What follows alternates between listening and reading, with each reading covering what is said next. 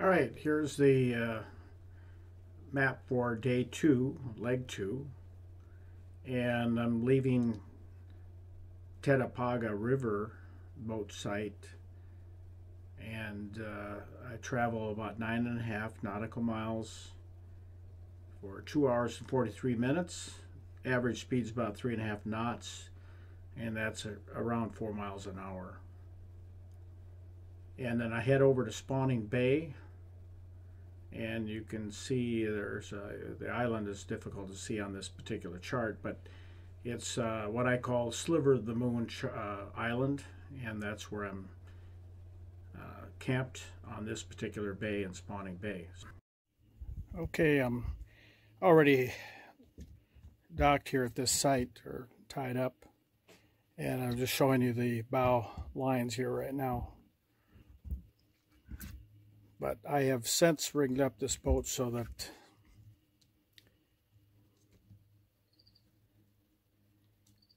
both the stern lines can be tied up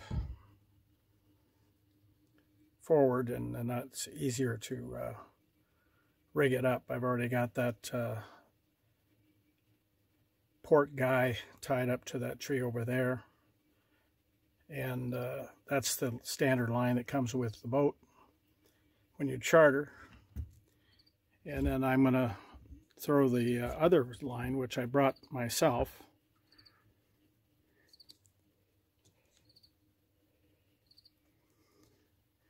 I just brought my own line so that I can have both a port and starboard line hooked up to the stern to counteract any winds that might come up during the night. And from my past experience, you get quite a few wind switches in the middle of the night, and that's not a pleasant time to get out of bed to go do that. So I'm going to go ahead and throw this line ashore, and you can kind of see I've already tied this up and get down in the weeds to get to it, but I have the tools for that. I brought a little device here that I can use to pluck that out without having to get too far down the bed. Should switch out of sandals. This is not suitable when it's all wet here.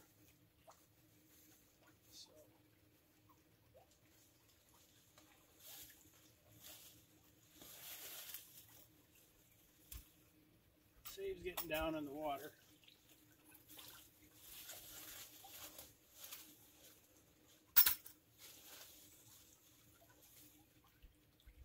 But, no. There we go.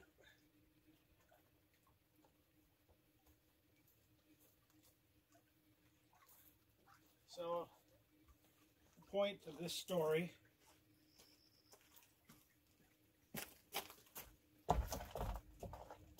is to not have to re-rig in the middle of the night. Throwing a ball ashore.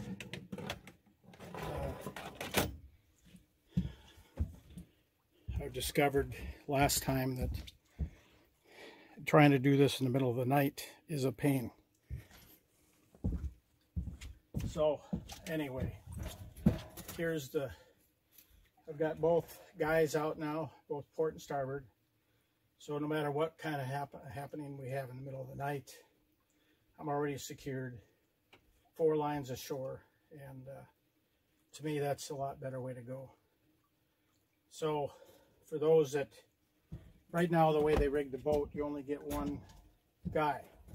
So my suggestion is to bring your own line. I think mine is a 50-foot line, 3/8. And this one is not a floatable line, so you got to be really careful with that, so you don't get it down in the prop. The other lines are floatable; they're a little bit less expensive, and of course part of it is to have a floating line, so you don't get it stuck in their prop. So if you do bring your own, be careful about that. But as long as you rig your rig your line so that it's tied tight. You can't get in the water. You should be fine. Up on Rainy Lake, that's how they rig all the lines on their boats anyway. So this is a nice feature, and John did it last night, and we'll do it here for the rest of the trip. So, okay, I already gave you a little bit of a rundown on how I'm rigging the boat on landing. Now I'm going to just show you a little bit of this site. It's my second day on this trip.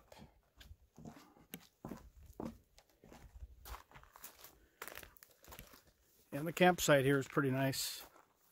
It's island, and as you can see there's the other side of the island.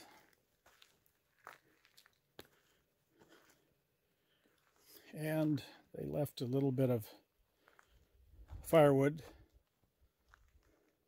Not much, but there's enough there. I think with the axe I could probably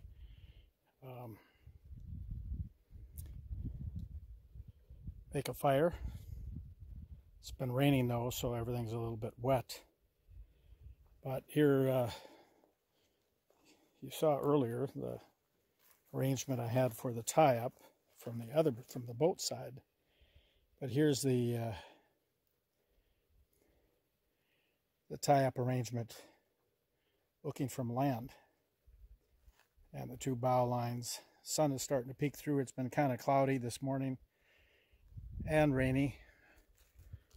In fact, there was a little squall that went over as I was coming up through the bay here to this campsite.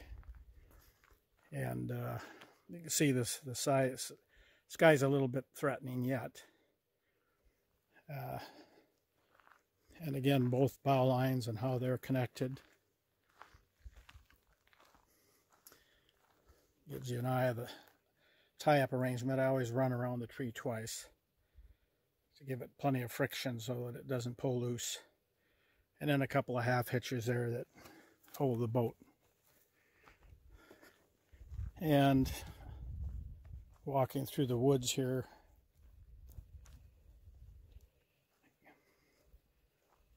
it's kind of the ridge of the island here with a little bit of water on this side and water over on this side, so it's pretty narrow. Kind of almost a quarter moon style island in terms of how it looks like. But there's the port guy line and how it's rigged. You can still see some sparkling on the leaves because it's pretty wet here from the rain. Both I don't think it rained that whole much last night, but it probably just sprinkled. There was a little sprinkling this morning and a couple of showers that went by. I may try to put the drone up, get some shots of this island since it's kind of unique. And it's, big fireplace, nicely built, plenty of protection from the wind. So it'd be a good place to have a fire. And if I can get the wood dried out, I might just do that. So we'll see. If not, I'll maybe take some wood with me and then have it later on another part of the trip. So, all right. Cutting a little firewood. Got a few pieces here. They're kind of wet, but better than what I got. So we'll just chop up a little bit of for use maybe later.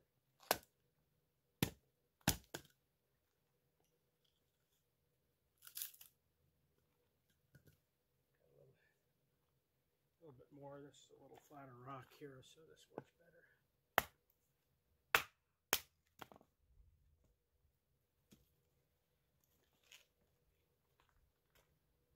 I'm leaning them up over against the tree here so that if it rains,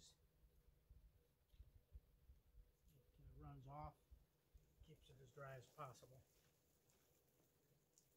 And I cut a few more pieces smaller for kindling.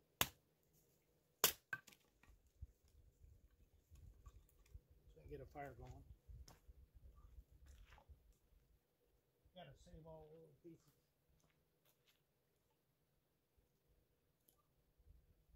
It's a little wet, but might burn.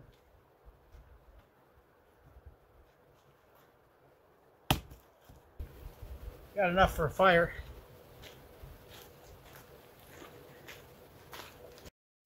I forgot to point out earlier that this is a pretty shallow landing, and so you can see the end of the plank here is just barely on the boat, and on the other end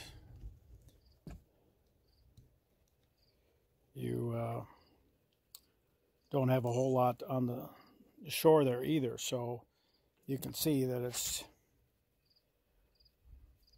pretty shallow here. So sometimes last year there was a couple places I went in where the plank wouldn't reach at all. So, and one nice thing about this lake is the clarity of the water. And you can see the hulls here. These boats are homemade, and the owners of these are Island Houseboats built them all. Forget how many they have. I think it's 15 or 18 of them. And you can see that there's steel rod or steel angle iron reinforced to protect those parts that are going to hit rock, which you hit a lot of rock up here. And inside are foam, so you're really kind of unsinkable. Really an excellent design. These boats are really neat. Can't say enough good about them. That's why I'm back a second year for 2 weeks again. 2 weeks last year in 2018, 2 more weeks in 2019.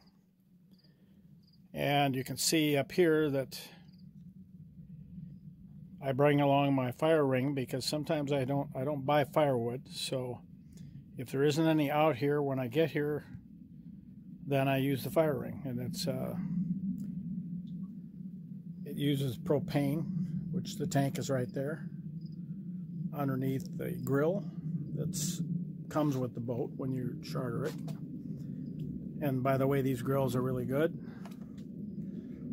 And I bring a little ladder along because I have a solar panel that you will later see that I use to charge up my solar battery. I also bring a little foldable table because I bring my chair out here in the evening, set around the fire, eat my chocolate-covered almonds, and have a glass of red wine.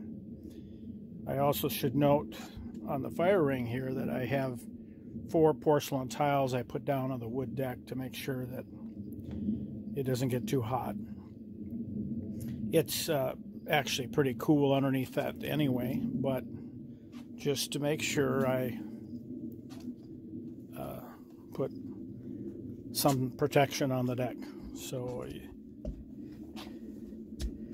just so you know that. And it's not too difficult to bring along 4 tiles. And this is a small Outland fire bowl. You can see it's getting old because it's been out here in the weather a lot and at home. I use it at home out on my deck. I use it in my garage sometimes when I have friends over. I'm out for 2 weeks, so I have them load 3 of these 6-gallon jugs of water. Here's another one over here. And then the grill that comes, that's with the boat. Very good quality grill. Works great.